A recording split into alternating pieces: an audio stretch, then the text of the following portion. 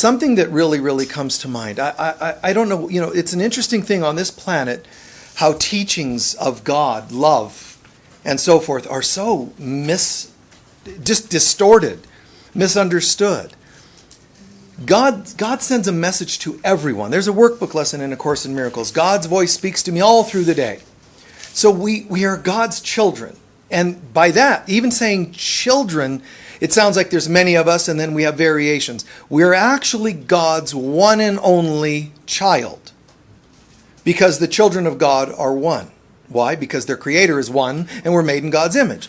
So we're one with God and we're one with ourself and we're one with each other. So there's this perfect oneness. And God can only really ever say to its child, us, I love you. And the only time God added a second sentence, a man of few words, the only time he added a second sentence was when we thought we left. Then he had to add, I say he loosely, God then has to add, I love you and come home. I love you, please come home. Oh no, we can't, we're busy, we're messed up. Not until we get the right president. Not until the economy is better. Not until my retirement. Not until my parents say sorry or whatever. And it's like, then you die, you get to the other side, and the universe says, and so it is. Meaning, have fun, go back and do it again, because you keep saying, I'm not going home until, and you have a list of little bullet points of things you want to see done before the universe can end. Not until there's world peace, like you're Miss America or something, Not until I see world peace. So, and then you get a bowl of world peas. So they go, they didn't understand what I meant. So the universe keeps sending us back to experience things that we, in our opinions, believe need to be done. It's so far from our understanding the concept of, I need do nothing. If I would stop doing, everything would probably be okay. Meaning, not literally in the world stop doing anything and then everything will be okay. Don't eat, don't breathe. It means when I stop trying to force my opinions and set into manifestation my thoughts, my manipulations of matter and consciousness. When I can let go and let God, then God's will would be done. And but I know that. But just in case God misses something, and that's what keeps getting us in trouble. Thinking that we're going to one-up God and fix something that God might have missed. Philosophies tell us that. Every bit of science is telling us. Every bit of medical science tells us. Just in case. There's going to be some sort of plight. So we better spray everything. Oh, well, now that you all are dying from whatever we sprayed, you probably need this other thing, which, by the way, we've already created and can sell you. And it's just strange. And that's a lot of what Einstein meant by you can't fix the world with the same mind that created it. You can't fix the world with the same distorted mind. You need something else. And we go, more stuff. More cures and fix-its and so on. Instead of saying, we forgot what to ask for. We forgot. Even a nation built on principles of spirituality, man's mind gets in there and twists it all around. So you get somebody like Jesus or any great teacher, but Jesus being the Christ teacher, he comes in and he can teach. And it's like they beat him up, they murder him. And some people are saying, even, Jesus, he got this because he was a victim. And guys, Jesus tells us, even though I was crucified by people, and so are you, figuratively, maybe not literally, you are crucified like me and everyone else. But he says, but I'm doing it to teach you something. I am not dying at the hands of people. I'm allowing it. That's the difference between us. I'm choosing it. Can you say, I chose this divorce? I chose a partner that did this and this? I chose a life where a child could pass away? No. Then you remain victims. And I'm not trying to talk you into walking around going, I guess my life's terrible and Michael told me it's to accept that it's my fault. The word fault, if you use it, you don't even understand what I just said. Jesus is saying, guys, like when he tells Pilate, Do you realize I have the power to kill you, Jesus? And he says, you don't have any power that I don't give you. Wait a minute, what? How many people have ever said that to a judge? I mean, just a quick example, not exact example, but just generally. I get pulled over once by a cop many years ago, and and he gave me the speech. You did this and that and the other, and I said, really, I didn't. I actually is one of those where I didn't realize I'm doing it. I said, okay, and he says, yeah, but if you don't agree, you can go and fight it in court. And I go, you're kidding me. Do you know how many times I've done this and not gotten caught? To me, it's like, it's okay. And he kind of laughed and I'm shaking his hand. He's like, I think this guy might be disturbed, Because, cops aren't pulling people over and the people going, yeah, even if I didn't do it, the number of times I have and didn't get caught. Karma, it's like, they don't usually hear. People don't usually hear what's responsible.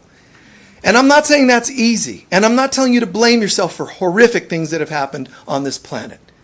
I'm just saying we start to shift and realize nothing is happening but by not my choosing, literally, but my beliefs. If I believe that I'm separate from God, just that one belief is enough to bring all kinds of garbage my way. I don't have to literally say, I guess I'm going to choose abuse today. No. You don't have to choose abuse. All you have to choose is to not remember who you are, and then things will happen. Well, I don't want to be one of those. We all are. We all are. It's okay. You're in this world. Things are going to happen. But we don't have to react the way we react. So Buddha sets into motion this concept. The old school, the sun rises in the east. So does the spiritual path. Everything started in the Far East. And it's moving westward, consciousness and so on. So it starts in the east, this concept of karma. Look, we have karma. We separated from God and now there's an effect, a karmic effect of that. We're separate. We live in bodies and we're aging. And then that karma becomes reincarnation. We come again and again, lifetime after lifetime, because, there's stuff that didn't get settled last time. So there's the law. And then Buddha says, you know what? I believe we can break that law. I believe we can neutralize that. We don't have to keep lifetime cycling. We can probably clear ourselves now. How? Check this out. Stop reacting to the karma that was already set in motion. That makes sense. And then part 2, and don't create new karma. Genius. Genius. It took us hundreds of thousands of years to figure that one out. That's why he says, I'm awake. I got it.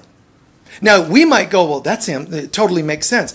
If all you did was live prior to that, this was a dogma that was really heavy. Karma, karma, karma, karma. And so it's not like somebody should just step up and say, it's an illusion.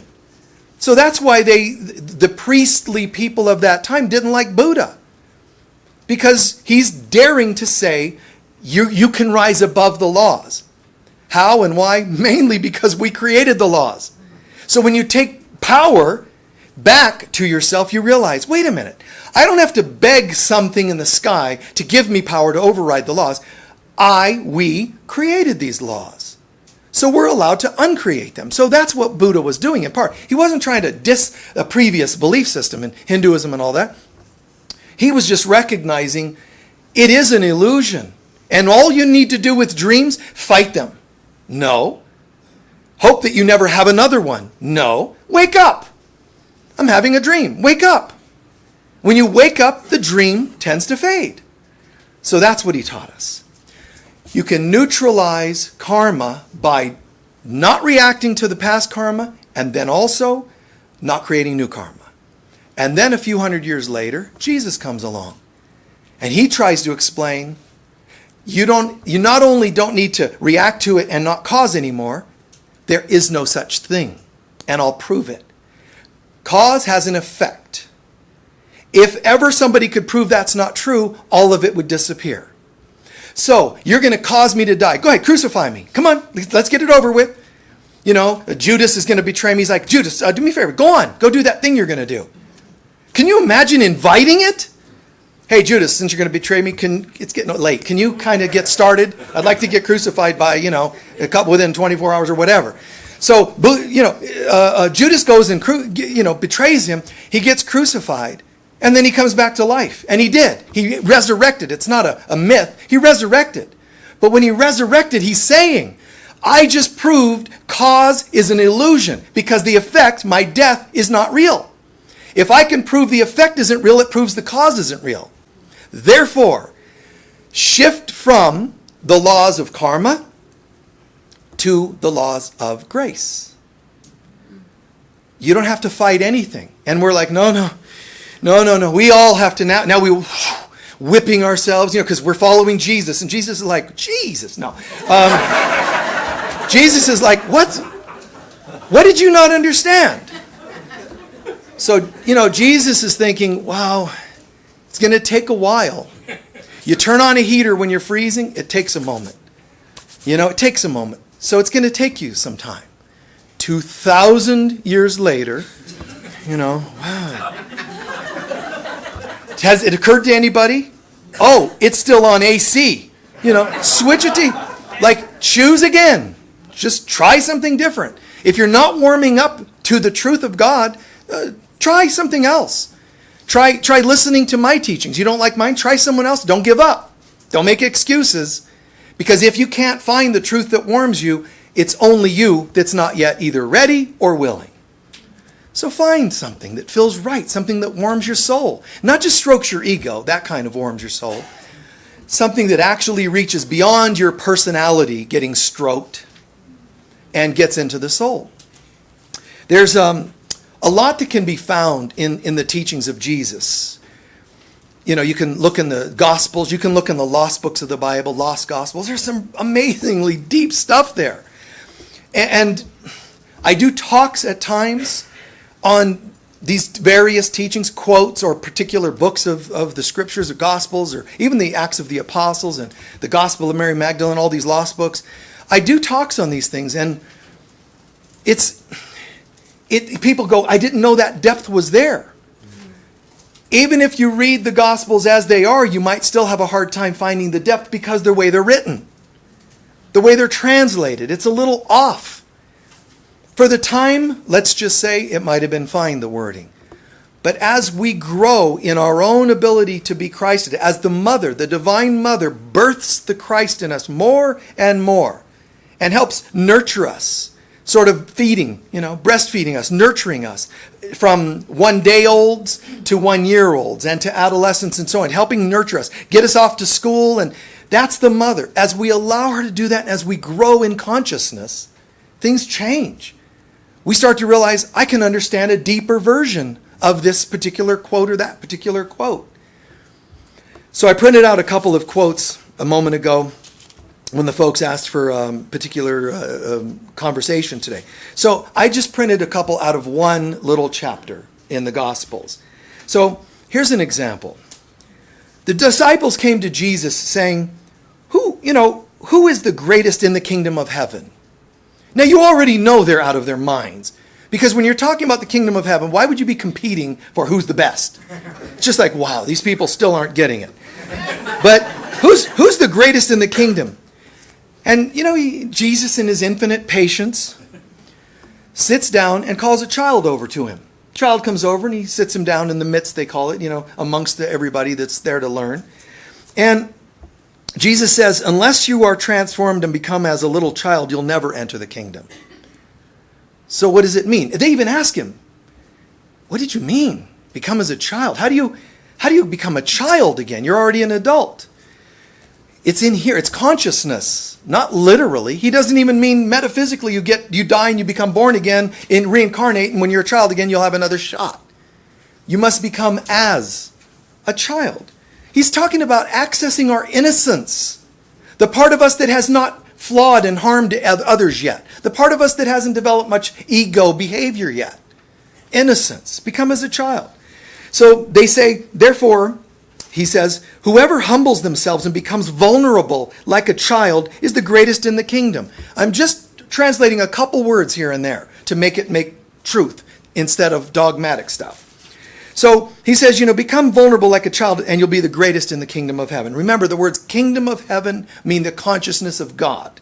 There's not actually a place with a moat and walls, and there's no kingdom like that. And the reason they called it the pearly gates, because when the Bible was being developed and over time, there were kings.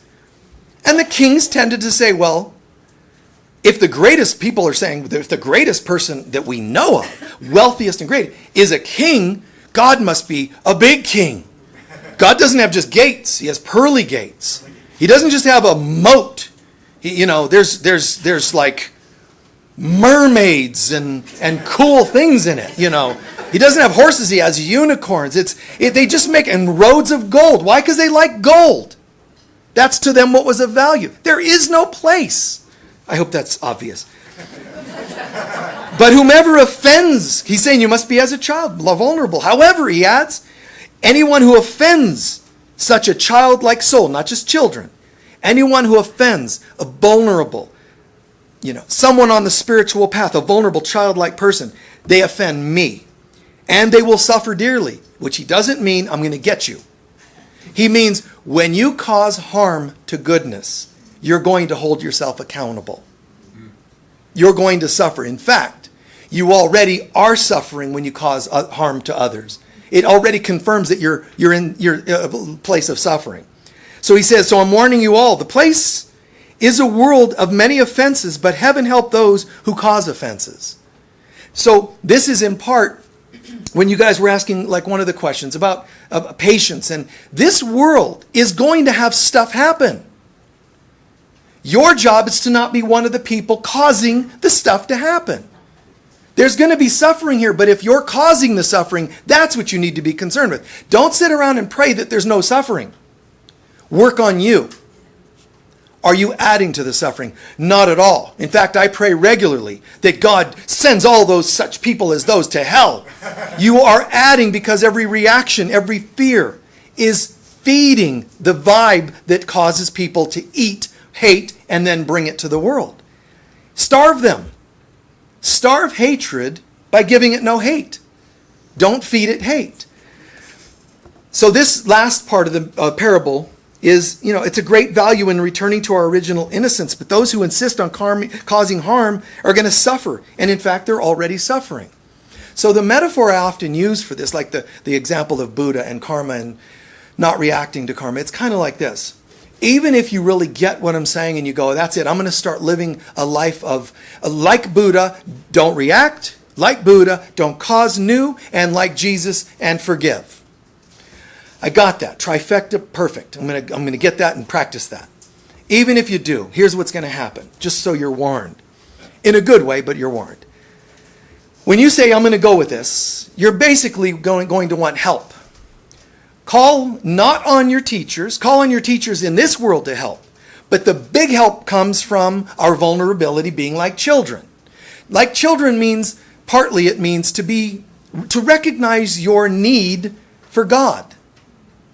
That's what it partly means. The child should say, I know that my housing and my food comes from my parents. It's kind of like a metaphor of that. God is your parent, your real parent. And so recognize that you have a certain need for God and not try to do everything yourself. Don't even try to heal your own wounds. Call on the Divine Mother. So that said, here's what happens. I'm ready to work on my life, whether it's 12-step program and whatever else, whether it's my inner child work, whatever else. I'm ready to work on it. So the Holy Spirit, the Divine Mother says, okay, we're here. We're going to help you. Now, one thing that's got to happen is clear the past. I'm not going to send you back constantly. I'm just going to bring it all up today. Because I like to be in the moment. Me too. We'll see how you feel about that later on. She will not bring more than you can handle. But she will bring stuff. And so she'll say, well, how are you doing today? I'm fine. Okay, you feeling strong? Yeah, I'm feeling kind of strong. Great. We have something that would be good for you to work on right now. It's going to be, let's say, patience. She doesn't say, let's just work on patience, and then eventually you'll die, and you may have gotten it all or may not, and then you'll have to come back and still work on that. And that's only one issue. You've got hundreds. So she's not going to do that. Here's what she's going to do. She's going to say, we're going to work on patience. And I am so powerful that when I bring you patience to work on today, I'm going to bring all of your patience issues throughout time. I'm going to bring you Atlantean lessons in patience. I'm going to bring you Lemurian. I'm going to bring you Egyptian, Native American. I'm going to bring you everything related to patience. You're kidding. No, not at all. But that doesn't mean you're going to have 100 times the suffering. I'm just efficient. I just know how to be efficient. I'm going to bring all of it in one lesson, and I know how. And if you pass your tests, you will have eliminated that issue for all time. That's amazing, guys. Do you understand what that means versus the karmic laws of the past? Again and again and again and again. Only a few people ever became enlightened in history. It's not a really great program to think you're going to beat karma. So this other plan is a pretty good one. I'm going to ask God's help. So God will work you on an efficient, beautiful way. In a particular method. So here's also a story, an example of it. So all of a sudden we're saying, okay, I can see it. I'm sensing I need to work on issues related to, let's say, judgment, whether it's racial or gender or whatever. I've got some judgments. I see that, so I'm going to work on that. I'm going to bring that to meditation or prayer, whatever I'm doing. And I went to some ceremony in Sedona up on the Red Rocks, and we all danced, and whatever, did our twirling around the fires and flute. And we were deciding to work on, triggers we have with other people, judgment. Now that's cool. And then we go about our business with the judgment on races or sexism, whatever it is. Now, you go to the grocery store and one of those people step on your toes in some way. Oh, I'm so glad to get out of that store because it was one of them. I don't care what them they happen to. It doesn't matter. It could be a, color. It could be a gender. It could be whatever. But one of them, they were there. Thank God we got out of there. Now you're driving down the street, and I'm just such a good person. And I had this ceremony up on the rocks, and we all chanted and Om Mani Padme, and we're just feeling great. Oh, look. There's a hitchhiker. Let me pull over and help them. Hi, do you need a ride? Yep. Look how good I am. They get in the car and they start speaking like one of them. They just don't appreciate my goodness. And I should probably speak up and tell them what I think of them. And you're doing all this stuff. They leave the car. You go home at night. You sleep that night. You have bad dreams. You wake up and you're feeling sick. You don't know why. What's happening is you say, God, this is weird. I went up on the Red Rocks. I'm afraid of heights. And I still climbed up on those damn Red Rocks, did some ceremony, dancing around fire. I don't like fire.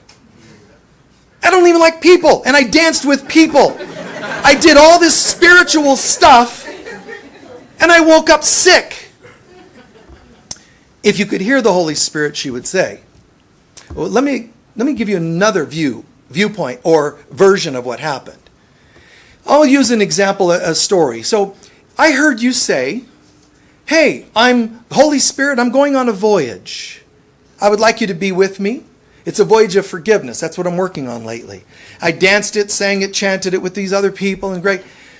We all had held, hands and whatever. And that was my launching my boat, my journey into forgiveness. That's what the Holy Spirit says I saw you do.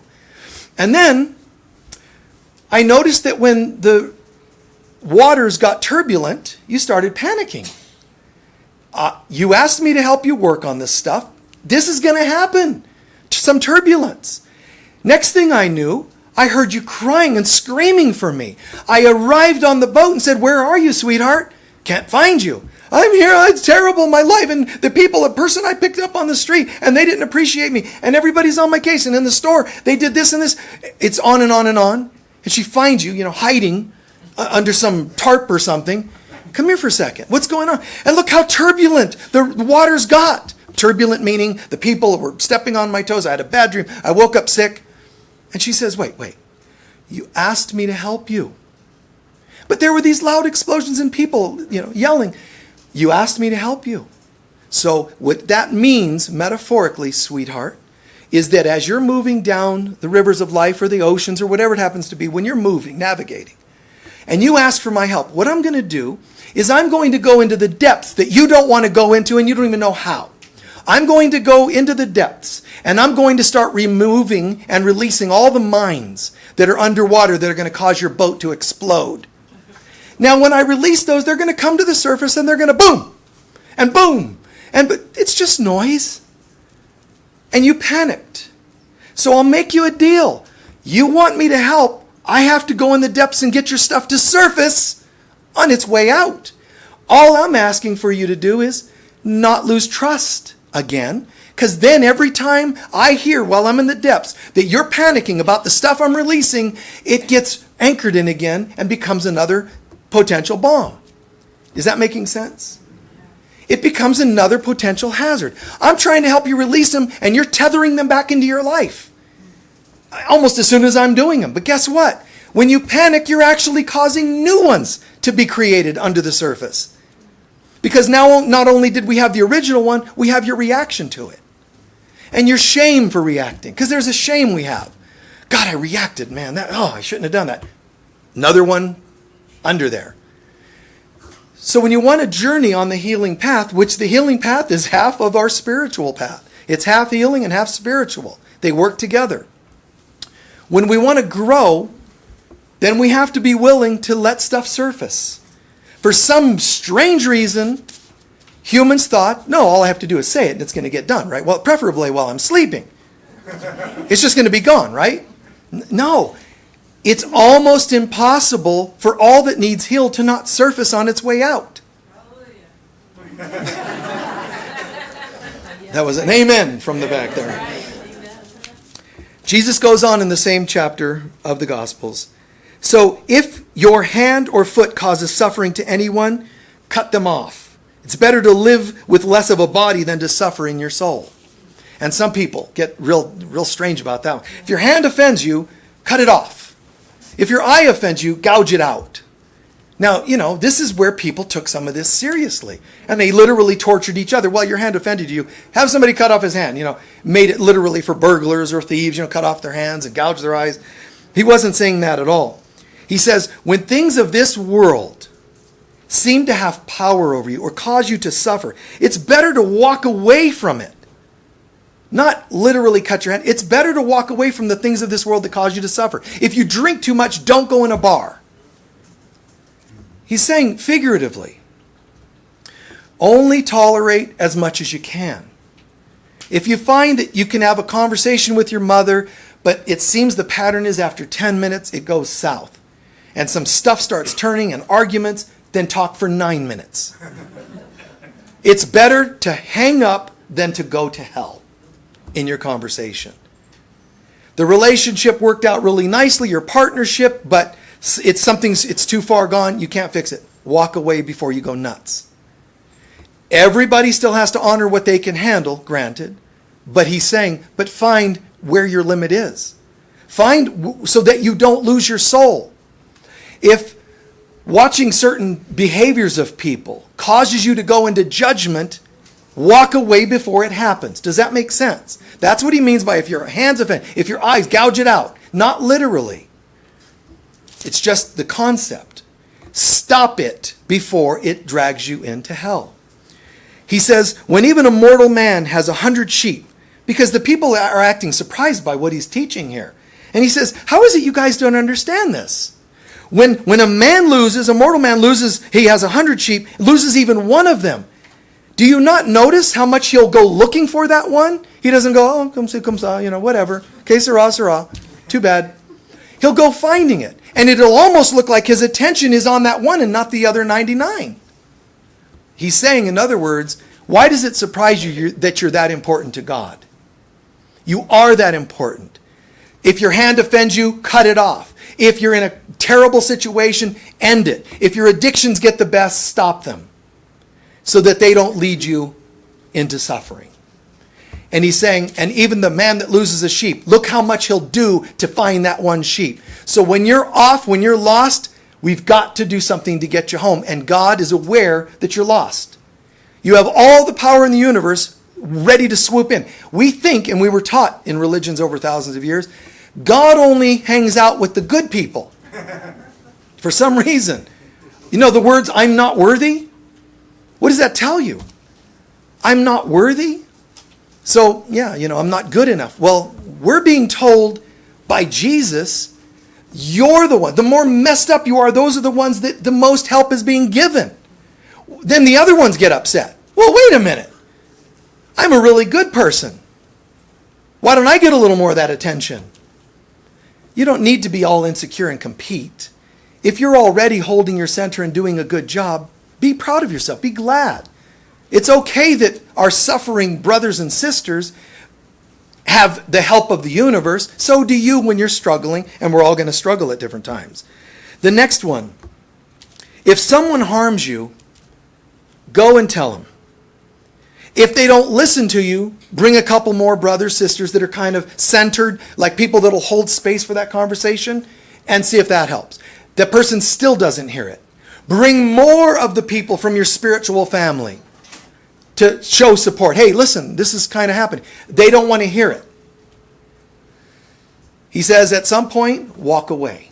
There's a theme of what I'm saying in this whole chapter of Jesus' teachings. Walk away. Don't go to hell with them. Walk away. Now this could be, I saw somebody recently sent a message that said this is fairly common, of course, but they had been abused as a child by a certain individual. Other family members, haven't been told about it. What do you do? Bring a safe person, whether it's your counselor, your sponsor, or a friend. Listen, I need to bring this up. I'm not talking about going and pulling people to vent on. I'm talking about trying to help them. This is what happened, Dad, when I was a child. They won't listen. Bring a few more. They won't listen. Bring more. Whatever your spiritual family is, we're going to hold space. Hey, man, here it is. We're holding space for this person. I've said this many times, that I ask you folks, stand up against people that are rude and crude, that judge me or judge us or judge spirituality. Stand strong. Don't just go, well, I guess, that's just your opinion. It's okay. It is their opinion. But it's okay for you to say, hey, I'm in 12-step program. Do not tell me that I'm rude or bad or that I think I'm better than you because I won't sit and drink with you anymore. Don't, it's like, get behind me, Satan. Don't try to pull me in. Just because you drink, that's your thing. I'm not. Leave me be with mine. If you're not good with that, then goodbye. So he's saying, bring a person, bring a few people, bring a group of people. If they don't listen, walk away. Walk away. Let it be. See them as that's their thing and walk away. Never with hatred, but walk away. You only change what you can.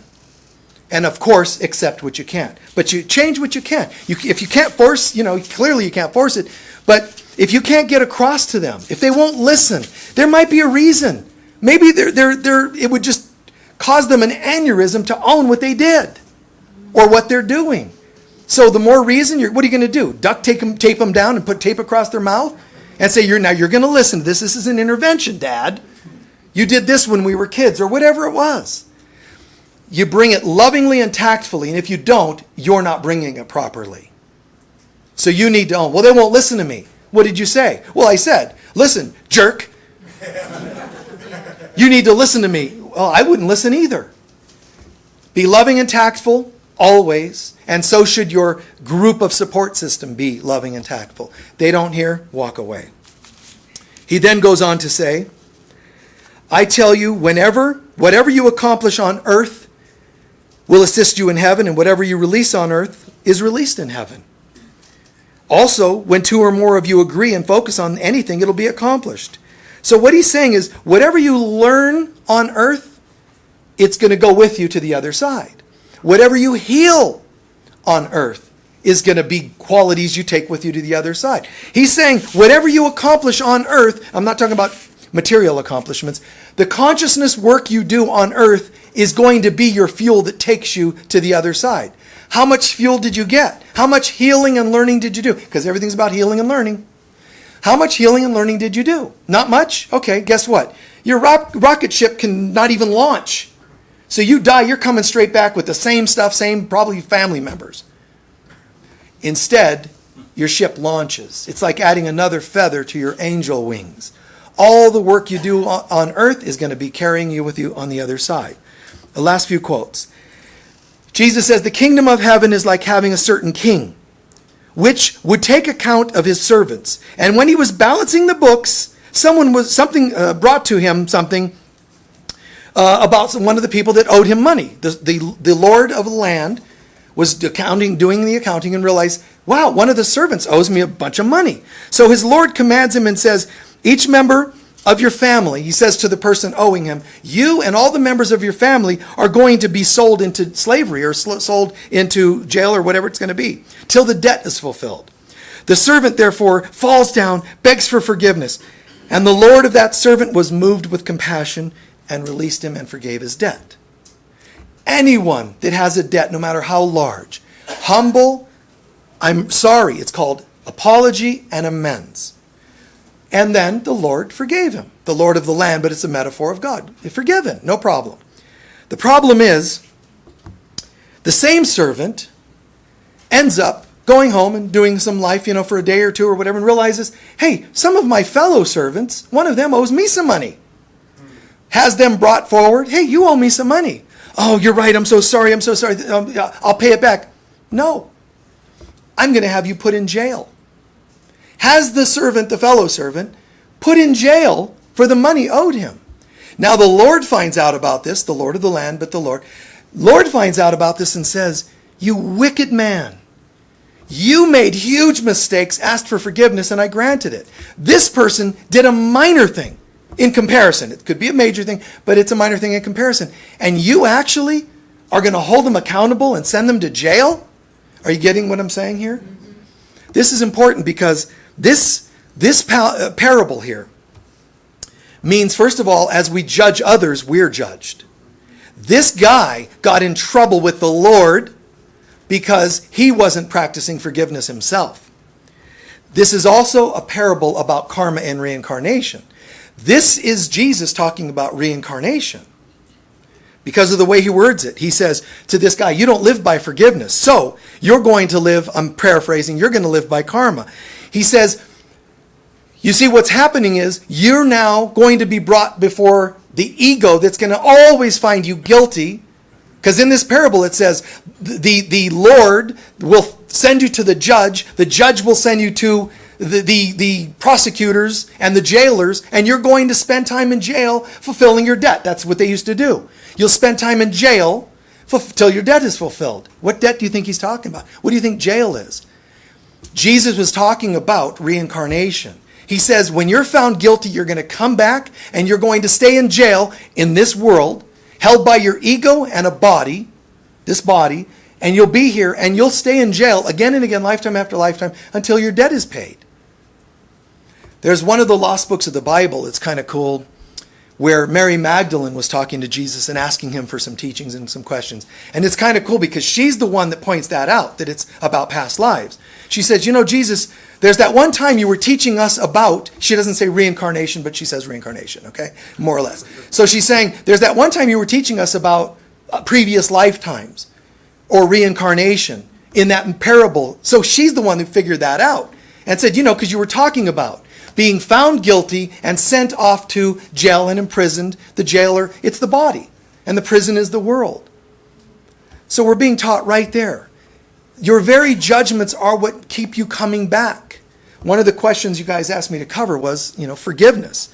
So here's an example where God is telling you and I'm forgiving, not because it takes any effort for God, but I already forgave anything you could ever think, say, or do in any lifetime, and all of them combined. And you're still ticked off because your sister said, I'm prettier than you. Find the holiness in yourself and forgive her. She knows not what she does. You see?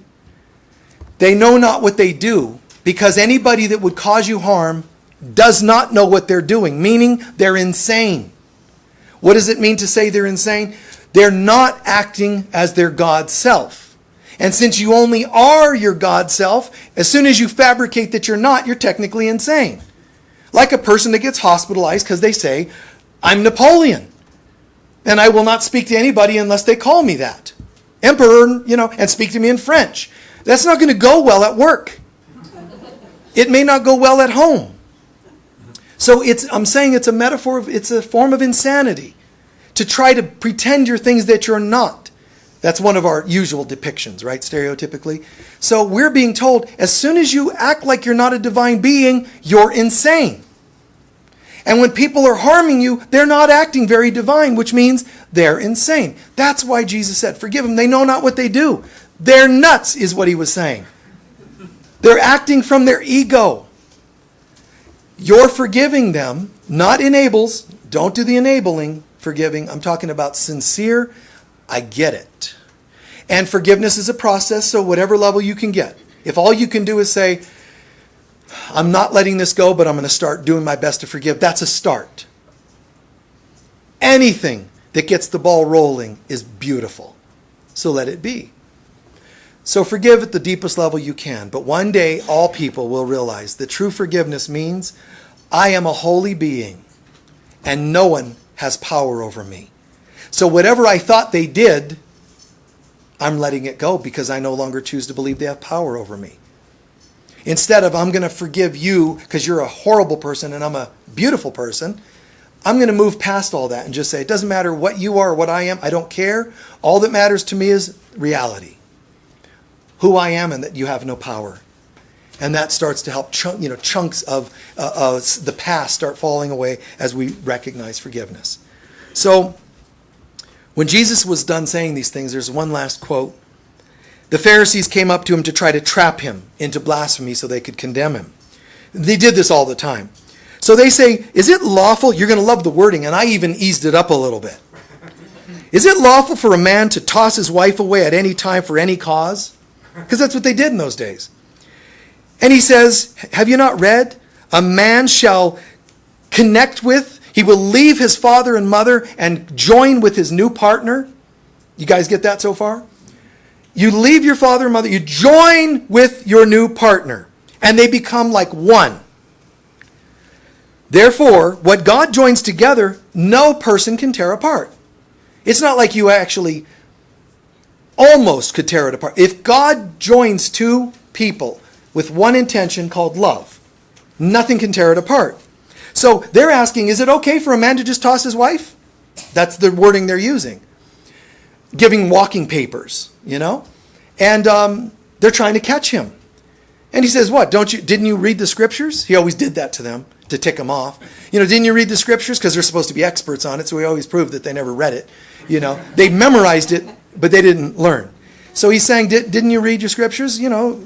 When two people are joined, it's forever. So what do you mean, can a man toss out his wife?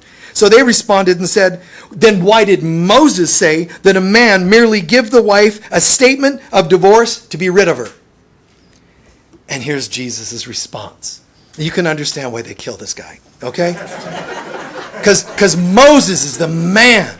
And he told us, all you have to do, a man superior to a woman, give her walking papers. No reasons. Just get out. And she's got to walk. And be living a life that is, people spitting upon her. And, just because if she's not married, she must be a bad person. So he says, Jesus answers and he said, Moses said this because of the hardness of your hearts. So he allowed you to have your way. But such was not the way that it was meant to be. Much of what is in the scriptures is Spirit's way of trying to match you Nimrods, you people. I'd like to just use all words. I had a lot of words there. I won't. But you get what he's saying? He's playing with them going, guys, didn't you read the scriptures? When two people are joined, you can't tear them apart. But Moses said you can give her walking papers. He said, that's because you're all screwed up. He was matching you at what you would allow. But that's not the way it was ever meant to be. He's telling them, God created it one way and you guys insist on having it your way. So God in its infinite patience through its prophets, even Moses, sometimes gave you your way. Is that making sense?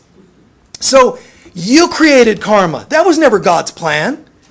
You created ups and downs, lefts and rights, Democrats, Republicans, and so on. You created that. That's not God's way. So we've all got to find that way to return to our innocence, return to who we really are. Just because you find it in the scriptures, you stone women when they wear makeup. This isn't real. This isn't God's will. So then what about God saying, I joined two, never pull it apart? He's not talking about wedlock per se.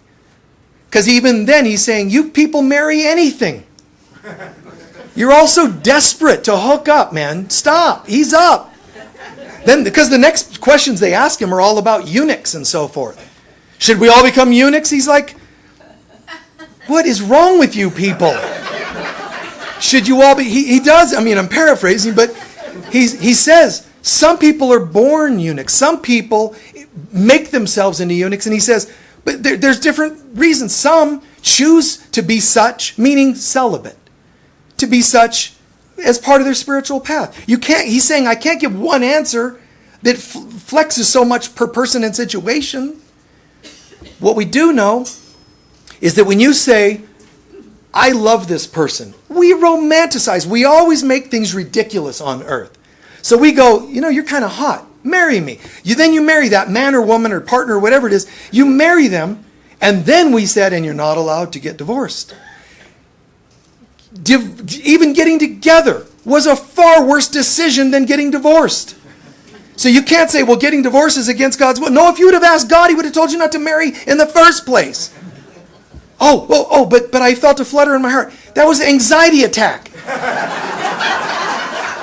You should not. When I met them, I felt this flutter. It's called a panic attack. You weren't supposed to marry them. But I felt like we were supposed to be together. No, you were together. You already were in another lifetime. And it wasn't good. So what kind of a person would go seeking that person out again? A desperate one. A desperate one. So is it wrong to get a divorce? No. The bottom line, guys, what it's saying, when two are joined together, no man can pull apart. It means that when you join in your intention with another person, whether the intention is love, partnership, work, writing a book and editing the book, together, anything you do with spiritual intention will never be torn apart. It cannot. As soon as you say, God, would you bless us? I'm going to write a book they're going to edit. Like Helen, who wrote A Course in Miracles, and her partner Bill, her friend, edited the book. Those were joined together as one. That can never be destroyed. The intention to accomplish something fantastic can never be destroyed. That's what it means. I've been married and I got a divorce. Divorce was such a painful concept to me. There's a million reasons. The failure to my family, the failure to my kids, all kinds of things. It just destroyed me. I wanted to die. Literally prayed, take me. Because it was such a painful experience. When I got clearer from it, there's moments where I laughed and cried at the same time. Which looks insane. Because I started realizing the love will never change. The situation seems to have to happen. Because what God joins together, and I refuse. I have never had anybody in my life, friend, partner, anything, that I wouldn't say I still love them. Not one that if they called me and said, I'm struggling, I'm having a challenge, that I wouldn't give advice to, honestly. Not because I'm enabling them. But I would do what I know I could afford to do inside. I had somebody who caused some major harm, another male. And he caused some major harm to people close to me. Really, really caused a lot of harm. And in my romantic life too. And this one person once, after they did all this, they called me for advice. Listen, my life's falling apart. And I'm like, no kidding. No. Good. But they said, my life's falling apart. Guys, I didn't even have to call them back after thinking about it. A soul called and said, my life's falling apart. What can I do?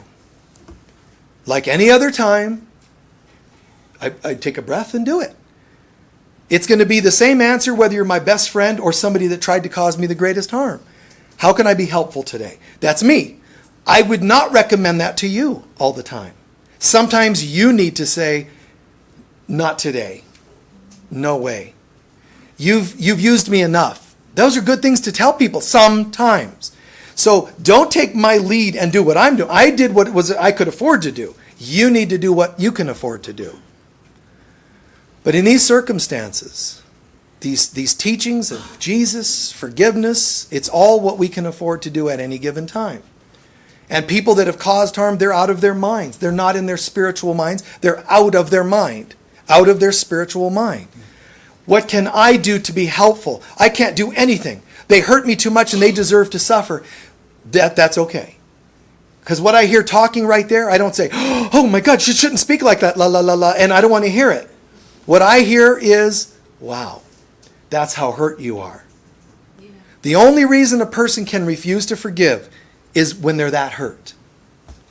You can clearly also just be in your ego and be stubborn, but why would you do that unless you're hurt? So I've had interesting, experiences like that, but there's nobody I can think of that I wouldn't still help. Anyone. I've had people that have tried to cause harm here at Unity, and then they showed up some days later, and they were kind of, moping and sad and depressed. I took them aside and talked to them. They tried to cause just the worst kinds of harm to us that anybody ever has. Took them aside and I said, if you want to come back, you can. I mean, I'm thinking, everybody's going to think I'm totally nuts when they see this person. But I still had to do it. And they didn't choose to come back, and that was okay too. I'm going to do what I know I'm being guided to do. And that was the right thing. Them not coming back is their choice. What God joins, no person can pull apart. This world's going to try to pull it apart, but just because I divorce you, you divorce me, I don't care. You still need help? What do you need? How can I help? I never lose the love. So when you have a project, you and I can go into business together. The business could last 5 years and then it fails. Oh, it failed and we're bummed and I don't like you and you ruined the business and on and on. No. It seems to have not failed. Didn't it go for 5 years? Yes. If it went for 5 minutes, I joined with you. People lose sight of the joining energy. Well, if I married you, I should have never divorced you. When? How long was that going to last? We should have never been pulled apart. As in, ever? As soon as you die, you're gone. One of you's gone. Understand it. This world, externally, don't judge by that. Someone's going to go. A comedian once said, he said, relationships are bleak kind of a concept. They all end in death or divorce. And I went, wow, that's, it's kind of true. They're going to end. And Buddha tells you that. This world is a world of suffering. Everything ends. You like it, it ends. You don't like it, it ends. So if you don't like it, why worry about it? Because it's going to end. If you do like it, why get too attached? Because it's going to go. So center. Just find your center. When two people are joined, two or more gathered in my name, there I will be, Jesus is saying.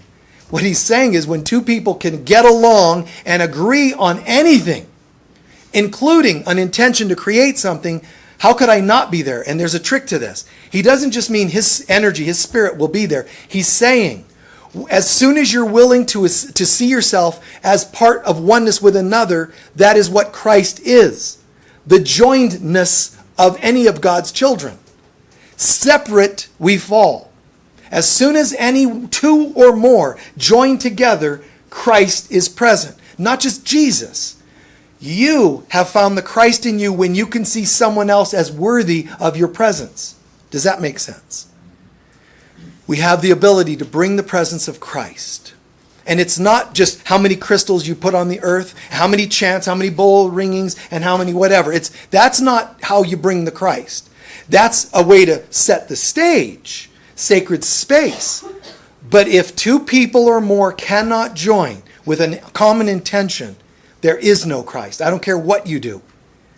Two or more. Because that's what Christ is. Us returning to oneness. Us in our separate state have a different name. Michael and Joe and Roger and Sally and Sue. Those are our names. Those are our separate names. Revelation tells us when all comes to an end, you're going to be given a new name. Oh, cool. I wonder what mine's going to be. Crystal Cluster by the River. Rainbow Man of the Universe. We're going to be very upset when it's just Christ. That's your new name. Christ. First it'll be, instead of Jesus Christ, it'll be Michael Christ and Sally Christ and Roger Christ and Joe Christ. Not literally, but figuratively, it is. And then pretty soon it won't be Michael Christ, it'll be Christ. So Christ is our name when we're joined. Wherever two or more gather, there I am. That's what he meant. Anytime two of you can put your garbage aside and get excited about joining in a common focus, there I am. And that's why in my personal life, I've always told my students, my friends, they'll be like, oh, and let's do this. And Michael, let's go on sacred sites trips. And Michael, let's do all these cool things. There's people have wanted to be intimate. People have wanted to go on tours. People have wanted me to write a book or whatever. Friends have ever wanted, partners and friends, anything they've ever wanted to do. I don't care who they are. My own children. I've always said, the Spirit first. Spirit first. If you guys can't get along, don't ask anything of me. And they just, get irritated at me a lot. Hey, we're all going to go down to the lawn at our retreat. We're going to all go down there and have lunch. You guys still bickering? Well, yeah, I'm not joining you. I'm not going. Get along. And they didn't like that. But I don't care. That's the right way for me. I tell folks, work comes first, and I'm always working. When people say, Michael, can we do lunch? Or work, this is me. Work comes first, and I'm always working. Working means not literally labor, but it means in here. And if I see something unsettled, let's settle it. If we can't settle it, I don't want any part of it. You want me to be part of a business, but you're all bickering? I'm done. You want it to happen? Then join. Where we join is the Spirit of God. Where we separate, no. United we stand, divided we fall.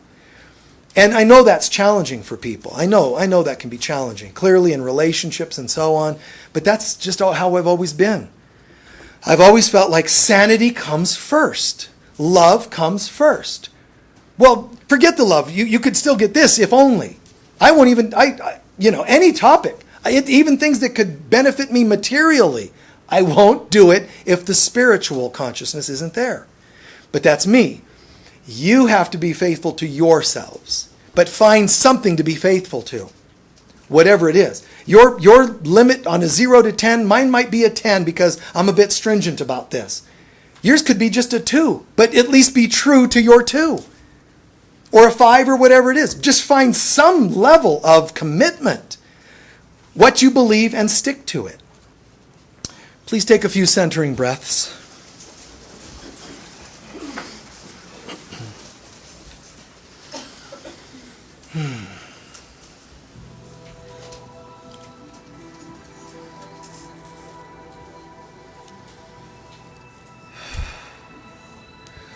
Let's start this meditation with an absorbing of what we learned today. What did you hear or learn that made the most sense?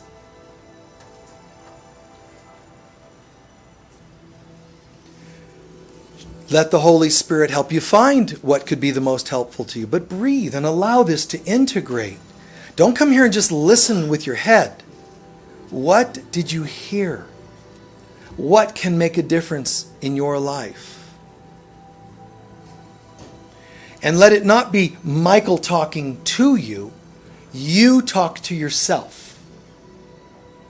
Own. What did you hear that made sense?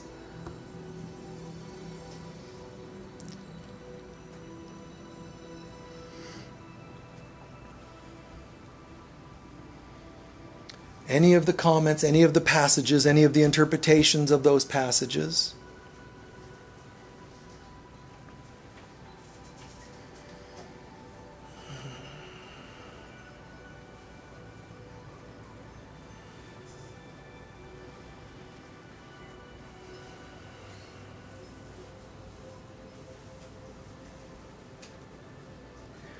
In what way can you be grateful, which is one of the words you brought up before service?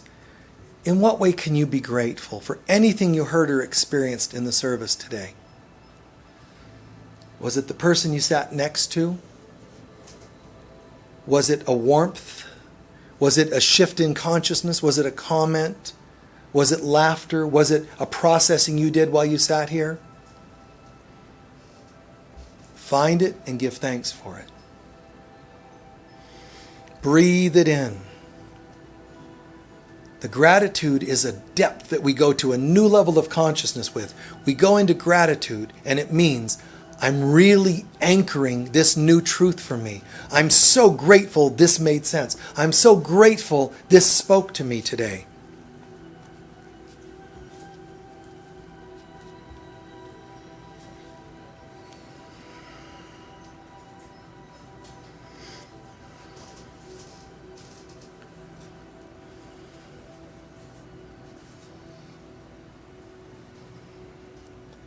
And in this sense, the meditation, not a visualization today. The meditation is you taking whatever you learned and heard today, you yourself taking it twice higher, 4 times higher, 10 times higher. It's up to you. How much deeper would you like this to set in? How would you like it to grow? How much? And let it really shift your consciousness.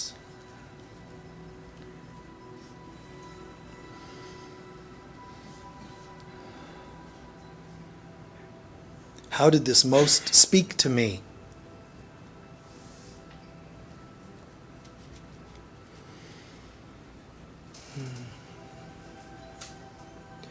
And lastly, take a moment just to imagine if you really integrated any one or more things from today, how would it make your life different already? How would it make you different? Whether it was the metaphor of not reacting to the explosions of things surfacing, whether it was how to step up and put some people or things in their place, or how to walk away, whatever it was you heard, see yourself being a master of that now. Really getting it.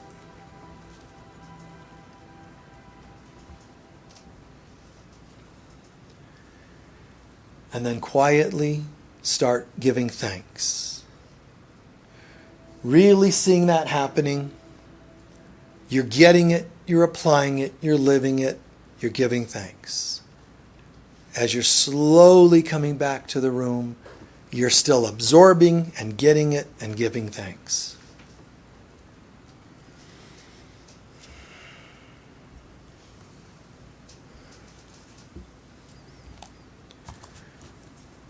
Very good. Open your eyes when you're ready.